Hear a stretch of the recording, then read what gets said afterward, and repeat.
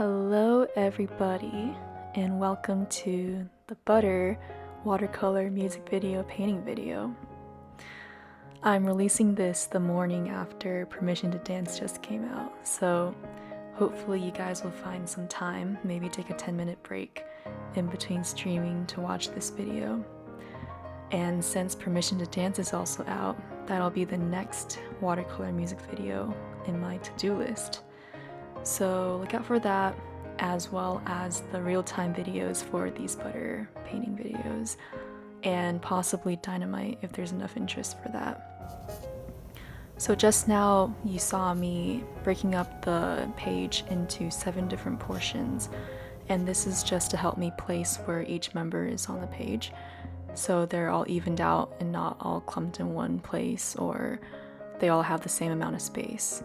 And I did have to overlap them somewhat, unlike in the music video, to fit into the, I think it's 8.5 inches width that I have for this painting. So I always start out with a rough sketch, as you saw, with the geometric shapes, circles, squares, just to detail out where the general location of each body is. After I do that, I go back, erase things piece by piece, and draw in the details. And then same thing for butter, I use those guiding lines, so always use those geometric lines to help you place where you are. Now I'm just fixing up a little more and getting the sketch ready for watercolor, making the lines a little bit darker. Here you can see I'm starting out with Jimin's hair, which is pretty iconic, a good place to start. And I'm taking it section by section, using some pink, adding some orange here, and then finishing up with that darkish purple on the right side. And you don't see this in the scene, but I'm mixing all these colors with my Winsor Newton watercolor palette on the side. So Jimin's suit is white, but there's a lot of shadows on it that aren't necessarily just black. If you look pretty closely, you can see the pink undertones and orange undertones on the sleeve there. So it's important to make note of those different colors because you don't want your shadows to be just a boring shade of black.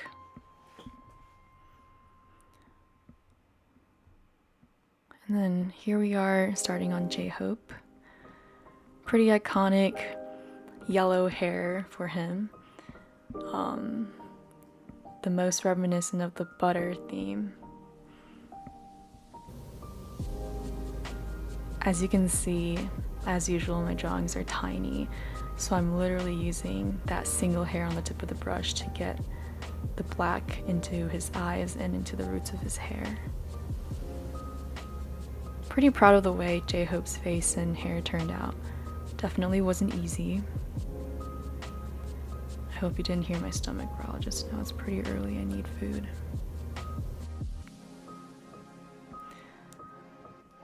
Now I'm just adding a dark color to his suit. So starting out with just making the whole suit dark because it is a black color, and then adding shadow where I need to. What I really like about watercolor brushes is you can transition from using the tip of the brush into using the bulk of the brush really easily, and it makes these really nice looking strokes or patterns.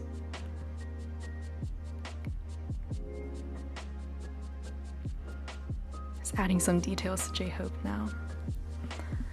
Next up is Jungkook, or JK. Interesting hair he had for this comeback. So here you can see what I'm talking about, using the tip of the brush and then moving into the larger, flatter part of the brush to make these interesting patterns as I paint. You might also notice that the black that I use isn't completely black. I mentioned this in my other video, but you can mix black by putting together either the dark green and the dark red, or the dark blue and the burnt umber color, Can't remember the exact names right now. But together they make a black that's has more volume and more depth than just pure black from the palette. Next up is Jin. I'm actually pretty proud of the face on Jin. The faces on Butter in general, I think, are much improved from Dynamite. That's a big regret for me. I feel like the Dynamite faces weren't done that well, but it's too late now. You know, you can only improve each time, right? So this is the same thing as what I talked about earlier with Jimin, how the shadow in the white, especially with the white, isn't going to be completely black. You really want to capture those subtle colors in the shadows. The yellow, the orange, the purple, the blue here.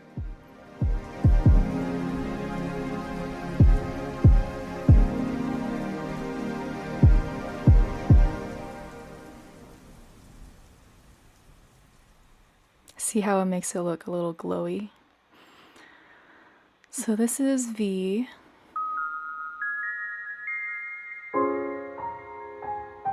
Don't really have too much to say about this one. It's pretty straightforward. You can see how I once again make use of the tip of the brush when I'm painting his shirt, those little tiny patterns on his shirt. They don't take too much time because you kind of just like mindlessly dot them, but still a little detail that makes a big difference in the painting.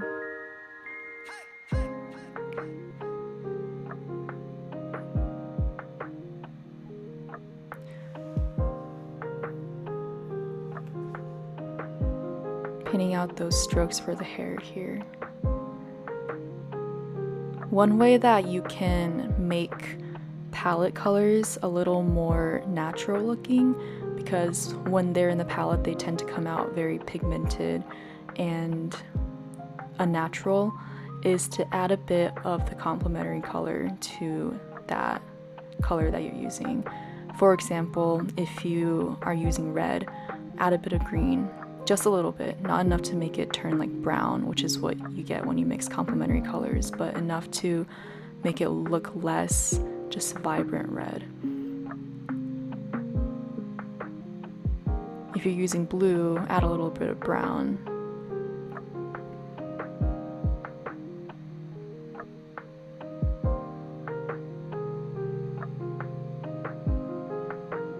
Finishing up here with RM, who ended up being a little bigger than I anticipated when I drew him, but that's okay because he's a big guy.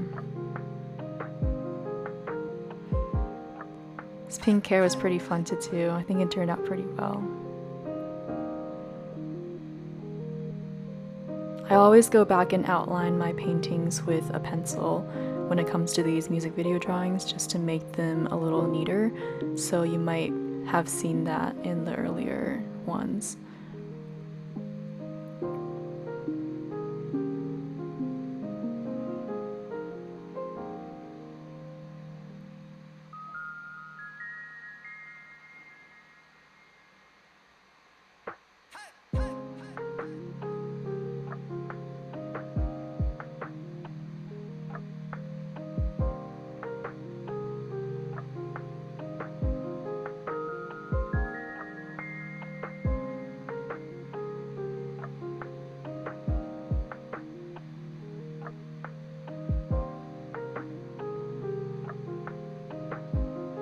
So here I have printed out the final version of Butter from the digital Procreate file.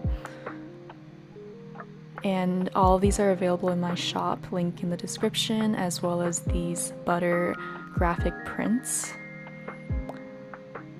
and along with a bunch of other things.